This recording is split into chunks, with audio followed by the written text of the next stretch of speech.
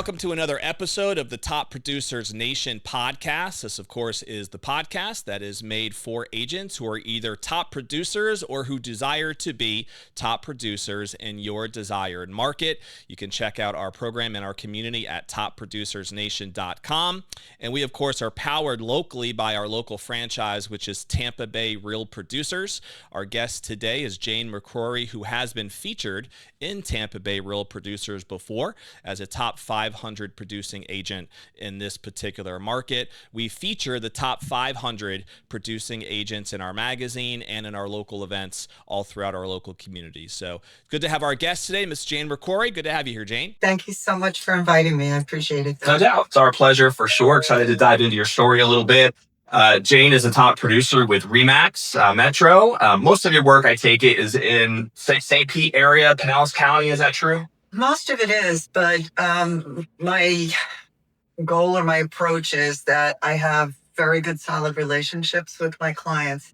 And as such, by providing them with an exceptional service level, if they move someplace else, they ask me to help them. So, for example, I was helping a client sell farmland with a house on it in Arcadia, down off the beaten track, Sure. Sarasota. That is farm country. I've been up in Odessa. I've been in Tarpon Springs. I have a place for sale now. So it's people that know me and just want me to handle things for them. Oh, very close. So Jane has been a top producer in our top 500 list ever since we started Tampa Bay Real Producers. Has done over $30 million in a year before, did around 20 million or so in volume, last year. Is it fair to say that your niche, if you were to define it, would be in the luxury space at all, or is that not really what you focus on?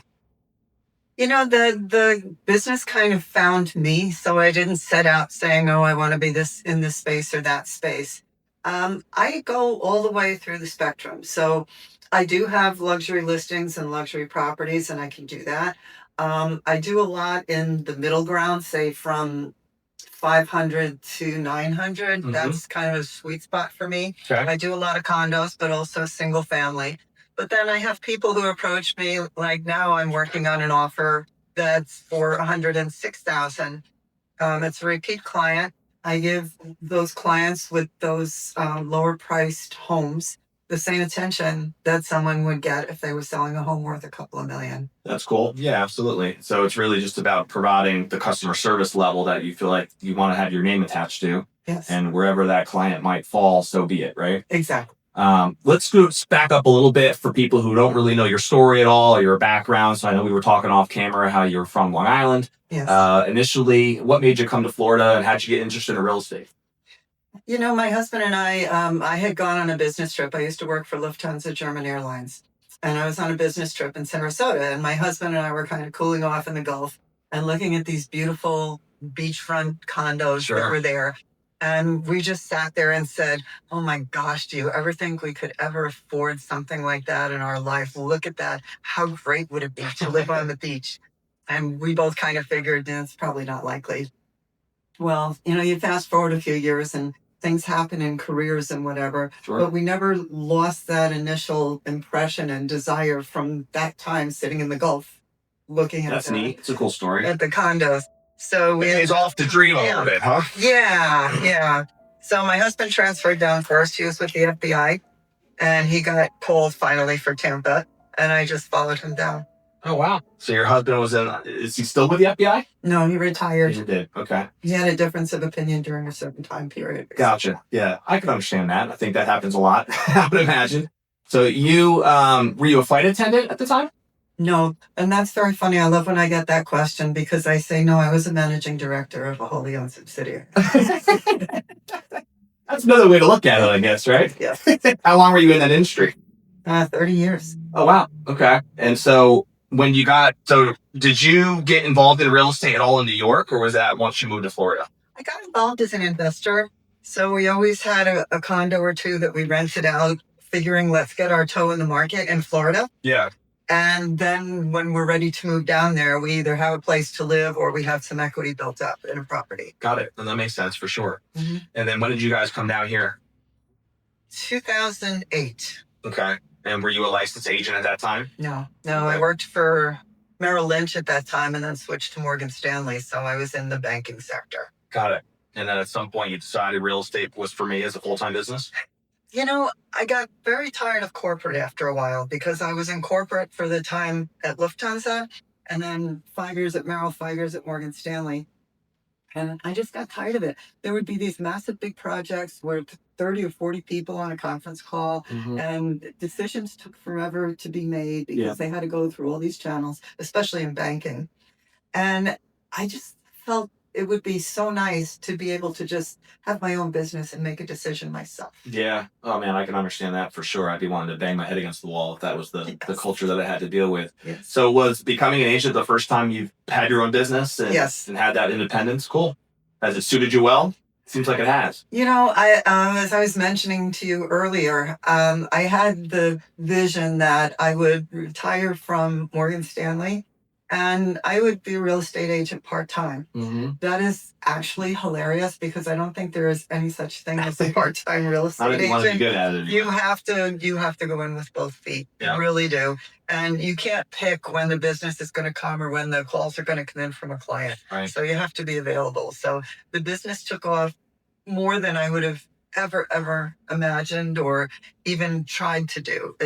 It just happened, really. Now, was that pretty quickly, like in your first year, or did it take a while for you to get that traction? I think the first year was a very steep curve going up, but I would say the second year I really started probably 10 million the second year, maybe. Nice. That's a really solid second year for sure.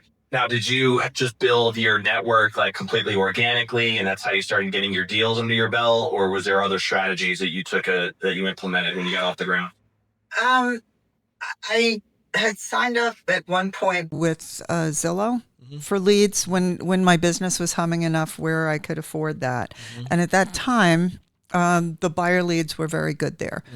So I built my business in my own community, which is a very large condo community, and also through people that I got through Realtor or Zillow kind of leads. Yep. And then as I sold those people homes, and as those people had good experiences, then in a couple of years, if they were making a change, they became repeat clients or they referred others to me.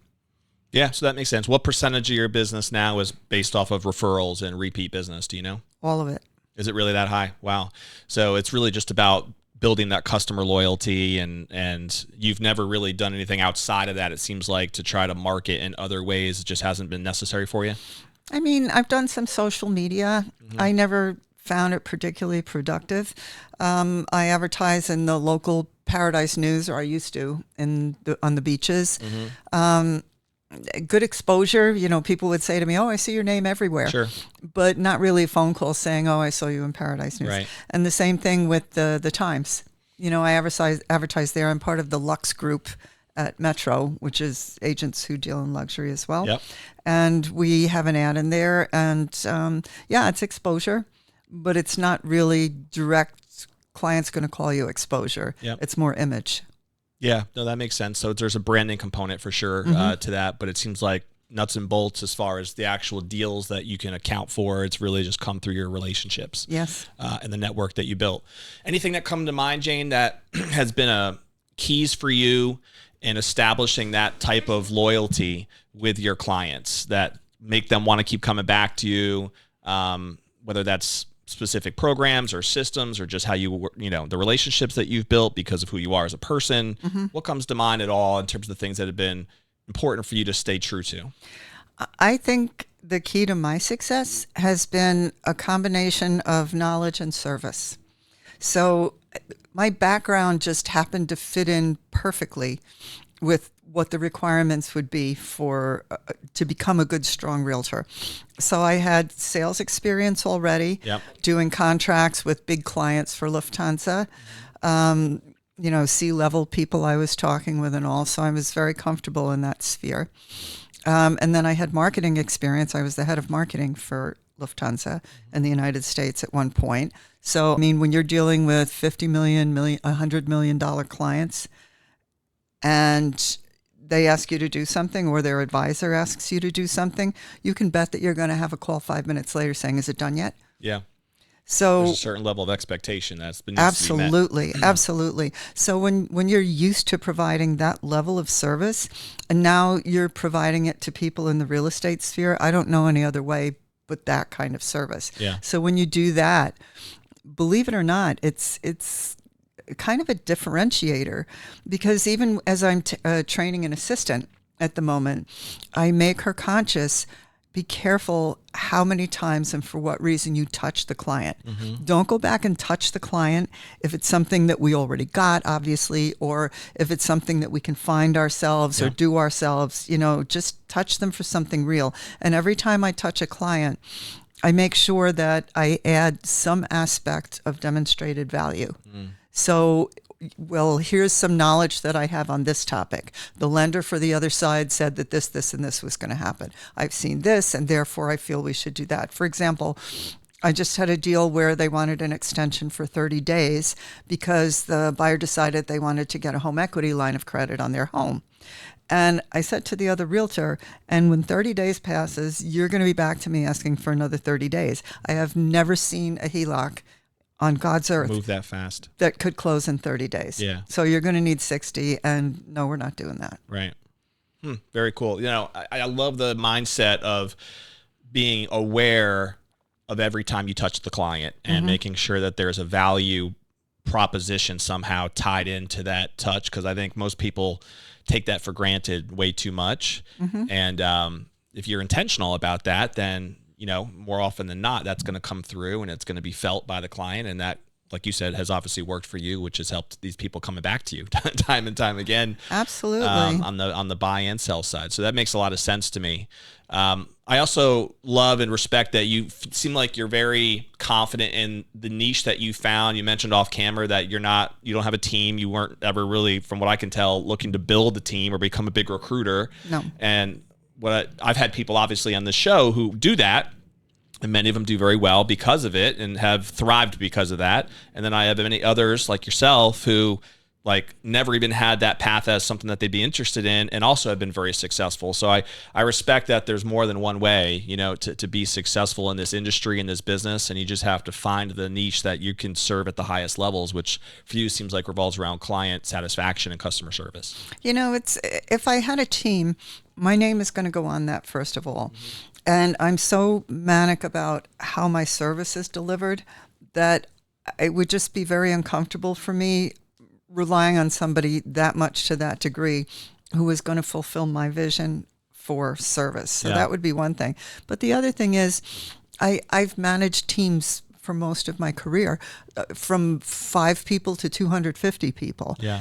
And, being a manager, it kind of takes a lot out of you. I mean, even when I had 250 people, I would have a one-on-one with every single one of those people. Yep. Sometime Takes throughout a lot the of year. intentional focus to give, yeah. And I just wanted to be in my own business for the reason I stated before. I want to be responsible for my own decisions and produce my own income and not have to worry about managing others except my assistant. Totally. No, that makes a lot of sense. What types of functions does your assistant focus on now? What do you lean on her or train her to do?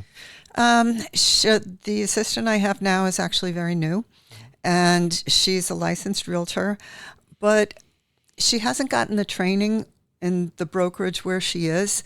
They're very interested in grooming her for the sales side and how to recruit clients, but the back office is completely missing. So I'm training her right now on just the paperwork. And it's not just the paperwork, but it's thinking about the transaction. So, okay, in this case, we're on the buyer side. What's the journey of a buyer transaction? So I had developed over time a series of checklists for things to do, because in real estate, it's a swirling mass of tiny details always around your head. Yeah. And if you try to make yourself remember those, something will absolutely fall through the crack. Something tells me that your flight experience might have helped with that checklist concept a little bit. Perhaps a little. But, that way it's all in front of you. So you can look at the checklist. I did a spreadsheet for her the other day with all of my listings, because right now things are moving slowly. So I have more listings than I would usually have. And when the closing dates are, when the expiration date is on the listing, and those kind of things. So that I said to her, every morning when you come in, look at this, and you'll know which things are going to rise to the top as a priority. If there's a closing next week, obviously that one's going to need your urgent attention. Yeah, for sure. No, it makes a lot of sense. And I love the checklist concept too. It's a great way, a great system for anybody to have to make sure they're not forgetting, the little things, the important things, which really could be the difference sometimes between the deal falling apart versus the deal actually coming to fruition the way it's supposed to, right? Absolutely. Deadlines are a serious part of real estate. Yeah. And you have to make sure that you're adhering to those deadlines, or it could really damage your client. Do you have any favorite things or strategies that have worked for you on the listing side to be able to get them in front of the right people? And I know you said that the market is slower a little bit right now. So it does, and you've been around long enough that you've seen all kinds of different markets, right? That you've been through. Based on the market itself, does your strategies change on how you would go about getting the listings sold the right way? Is there anything you can talk about there? Absolutely. I've always found it best practice to sincerely do what's best for the client. That's not a platitude. I mean it. And I've been called in several times to people where they've said, gee, I was thinking of selling. Like, for example, I had a very senior person call me in, and she was worried about potential special assessments in her community and would she be able to afford it and all. She said, I'm thinking of selling. So I asked her a number of questions and we went through everything. And I just looked at her and I said, I know you're going to think I'm the worst salesperson in the world, but don't sell. Don't sell. You're going to be fine and you should stay. And it's too early. If things go a different way, call me and talk to me again. But I really think you're going to be fine. And now in this market, I've talked to a couple of potential listers into renting because of when they bought and how much they weren't going to make on the property now in this market. And I say, you know what, why don't you just rent for 2 years or so? And then we'll see what happens. So it's me giving up a listing, but that builds incredible trust. Thing. Absolutely. Yeah. Absolutely. Totally. And it, again, speaks to why somebody would be comfortable coming back to you and using you for when the service time is right for them because they trust that you're out for their best interest. So. Yes. Yeah, that makes a lot of sense. And I think the best agents that I've gotten to know over the years really adopt that approach of being a true consultant and want to position themselves that way. Yes. Rather than, having that commission breath and just being the salesperson, right? Absolutely. Yep. People can feel the difference. What's your favorite part of being an agent? What do you love? What do you appreciate about it the most? I like the success. I like it when we come to the end of the road and we have the closing and people are happy. They're happy with the way things went. And I especially like it if I have to solve some crisis, which despite your best efforts and all your due diligence and everything, things still happen, perhaps from the other side, perhaps from our side, whatever. Perhaps there was something with the chain of title, for example, and there are things that you have to get solved. And there are creative ways to do that. Yeah. And I love it when I can think out of the box and do something like that and solve it and get to the finish line. For example, that one where they wanted the 30-day extension, we're going to be able to close it in 7 days instead of 30 because I involved a different lender with a different strategy and plan. Nice. And that's how we got it done. When you do something like that, there's just nothing like it. It's such a great feeling because you know that you were a catalyst to bringing this to successful conclusion for all parties. They're all happy. Yeah. No, that's awesome. I think there is a difference between your everyday agent and what you just described, right? The person who is a real solution-oriented person and can be a solution finder when various problems come up. Because if you look at the data, it's kind of mind-blowing for a lot of people that the vast percentage, I remember somewhere it was like well over 50% of deals that go under contract never close. Yeah. Right. And I can imagine why. And many times they're salvageable. You just have to think about it. Yeah. And I think that's where the Merrill Lynch and Morgan Stanley experience comes in, because I was the national VP in charge of client experience. They were both new roles for those companies. Morgan, I guess, copied Merrill because Merrill had it first. But that was my job, to solve problems. And they were big ones sometimes, but you solve them. And then also having the banking experience, being familiar with mortgages, having taken them out myself for investment properties or working around the mortgage people there. Totally. No, that I could see why that experience would be directly beneficial to what you have to deal with now as that consultant. Is there anything about being an agent that you don't like? I don't like it so much when people assume that real estate agents are a commodity. I would be tempted to be insulted by that, but I'm not, because I know it's just people don't understand. Yep. But I really feel that myself and many of the wonderful agents that I work with are set apart from some of the others. Yep. And so I don't like to hear it that way and, have a discussion only on commission. Oh, well, this guy's half a point cheaper than you or whatever. Right. This is what There's a I reason for offer. that. Yeah. And this is what I offer. I have, I'm in demand, decent demand for business, and I'm satisfied. And if that's the most important thing to you, I totally understand. Have at it. Yeah, I think a lot of that spirit comes from the fact that it isn't, there's so many people who have licenses, right? So the concept that it's not a huge barrier of entry just to get a real estate license in and of itself. I think when people, just because two people have licenses does not mean they're really operating in the same business or doing nearly the same things, right? And, as an agent, I frequently have an agent on the other side who's either new or hasn't had the experience, maybe with a condominium, which is a different animal than a single family home. And I have a mentorship attitude, whether it's somebody from my company or somebody from another company. And I always try to help them. I help them with the paperwork. I go over the paperwork that comes in, and I'll usually find a couple of things missing or not correct or whatever, send them back, explain why we have to do it this way. And I end up doing my part of the deal sometimes, and then something on the other side as well. Sure. No, that makes a lot of sense. And again, I found that to be common too for people that have the level of experience that you have the certain level of success that you've had. There is in this industry a lot of up and coming newer agents who might have a deal in hand just because it's someone they know or a connection they have, but they don't really have the level of experience to really know what to look for. Yeah. And so the value that you bring because of that experience really is priceless in many ways if people understand that. So it speaks back to the idea of why it does pay. It's worth paying for what you pay to find the right agent, right? I think so as well. And also, for some of these people, they don't have good support from their brokers a lot of the time. Yeah. So they don't really have anyone they feel comfortable going to for the true mentorship, meaning the nuts and bolts part of the mentorship. Yeah, no doubt. No, that's a great point. It's actually in many ways the spirit behind why we have this Top Producers Nation community that we've been building out, because over the years we've found a lot of agents who, like you just said, don't have that support that they maybe should be getting from a broker or a team leader, even in some cases. And so we wanted to try to build out a community to share best practices from people like you in an open forum that people can learn from and hopefully benefit from and implement. And there's a lot of other benefits, I think, that come from that if we can get people to collaborate, right? Especially people who actually know what they're doing, and share those ideas. So that's a spirit behind it as well. So we appreciate all the knowledge you've already shared already on the show. I want to pivot a little bit to some of the personal side for people to get to know you even a little bit more. I know you mentioned off camera that you're married over 40 years, which I think is impressive in and of itself. We could probably have a whole podcast on that, right? Successful marriage tips. I'm still deciding if I'm going to keep him, but it's looking good. He's hanging on. Yes. So congratulations on that.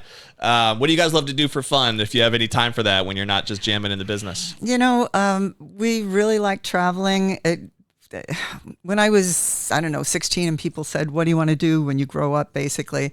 The answer was always, I don't know, but I'm going to travel. And that was it. Didn't really matter what the job was. I just wanted to travel. So we end up doing that now quite a bit. We'll have, I guess, 3 trips this year. We're about to go on another one now. I've newly found that I love being on a catamaran. Okay. So we've chartered a couple of catamarans in different places. Nice. Because I, within the past 2 or 3 years, found a wonderful anti-motion sick, seasick medicine, so I can now actually go on a boat, which is wonderful.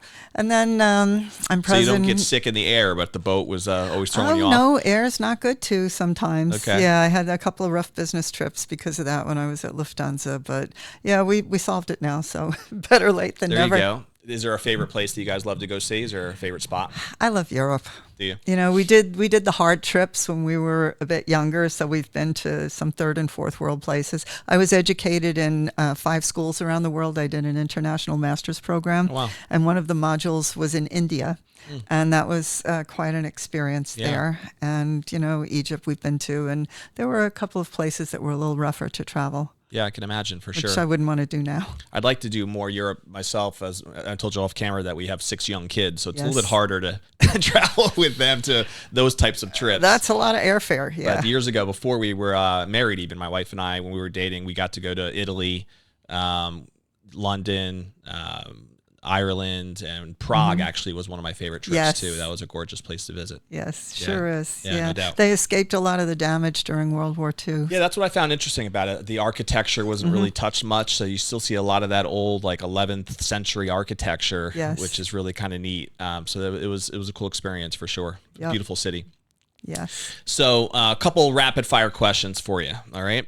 Do you have a favorite book, author, seminar maybe that you've ever attended that you feel like has really made an impact at all on you, personally or professionally? For books, I would say I really enjoyed the Michener books, and he starts at a certain location in history as far back as caveman time, and then we'll go up through the years, such as Centennial was one of my favorites. And then there's another one that's not by Michener, but it's along the same lines, which was called London, and the author escapes me at the moment, but I really enjoyed those kind of books. I don't like history per se, but I like fiction that's historically accurate. No, that's interesting. So these are fiction books. Yes. Okay. And so they're telling a story that was relevant to that time of history, and you can kind of put yourself in the place of the character and kind of picture what they went through at the time, I guess. Right? And then it's the family through the years as well. So it's the same family going through, you know, pioneer days and whatever else. Yeah, no, I appreciate that. I do like books that allow your imagination to soar a little bit, and most of the people who I have on the show will focus on like nonfiction, business help, and other sort of self-help or financial and stuff like that, which I think definitely has its place and definitely can be beneficial. But it's kind of neat to hear too some of the fiction recommendations that are out there as well, because I don't hear a lot of it. Yeah, if I'm going to read, I don't want to read more about business. I have enough of that, you know, with my day hours. So for enjoyment, I want fiction. There you go. That makes sense. Do you have a favorite movie or TV show? Movie or TV show? You know, NPR just had, or PBS, I guess it was, sorry. PBS just had a couple of these short series things. Again, it's historical fiction in a way. One was called Cece. It was this woman who became the Empress of Austria during the World War I and II periods.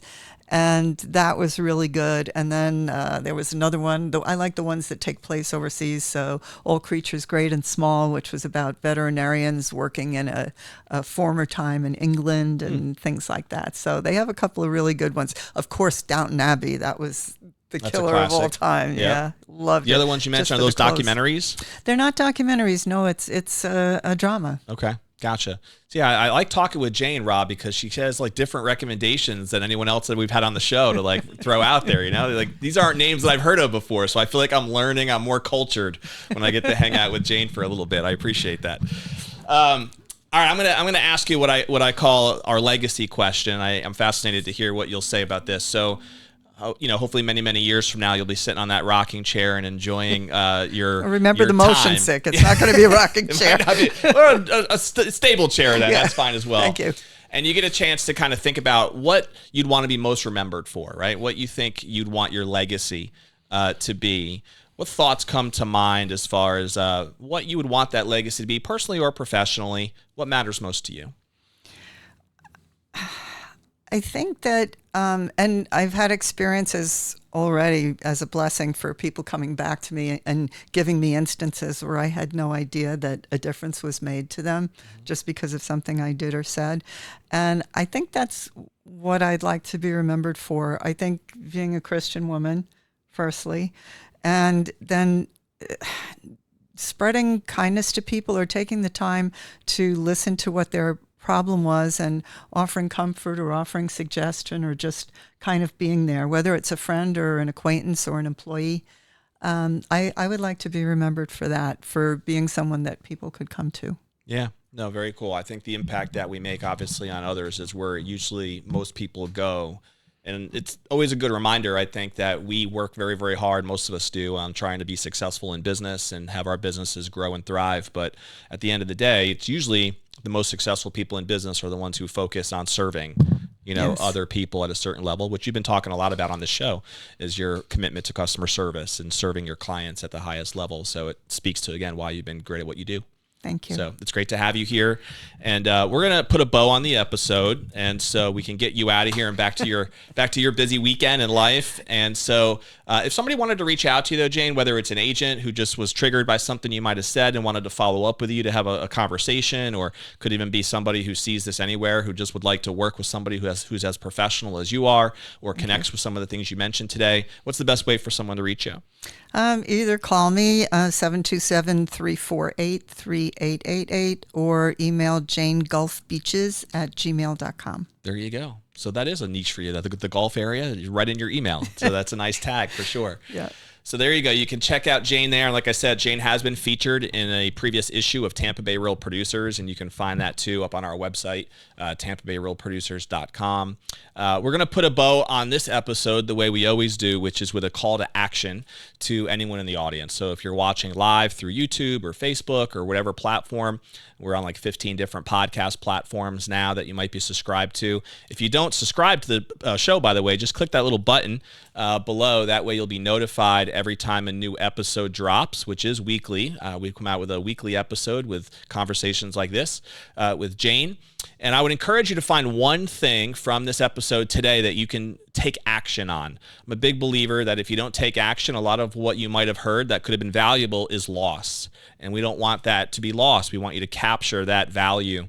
And so maybe it's that mindset that Jane shared about customer service and coming up with checklists the way that she talked about that she's done in her business. I wrote down this focus on knowledge and service was really a lot of our conversation today with Jane. And I loved the conversation that she brought up about being intentional in every checkpoint and every time you touch the customer and thinking first about how you can add value. That's a big part of our whole community platform and mission in many ways, is about leading with value, right?